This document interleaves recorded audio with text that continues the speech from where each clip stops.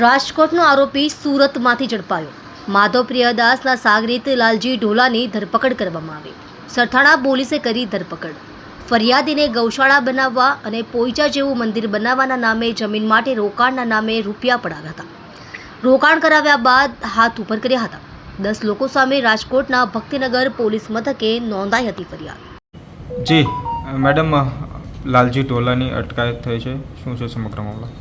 Rajkot city Bhaktinagar police station ખાતે એક ફરિયાદ દાખલ થયેલી હતી કે જેમાં સ્વામિનારાયણ સંપ્રદાયના સાધુઓ અને અત્યારે જે પકડાયેલા આરોપી ટોટલ 8 આરોપીઓ ભેગા થઈને એક જમીન કૌભાંડ કરેલું હતું।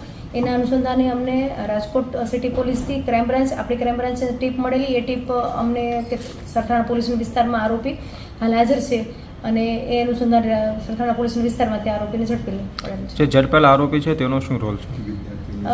જે ઝડપાયેલા આરોપી છે એ પોતે શિક્ષક છે અને દલાલ તરીકે આ કૌભાંડની અંદર પોતે દલાલ તરીકેની એની ભૂમિકા છે।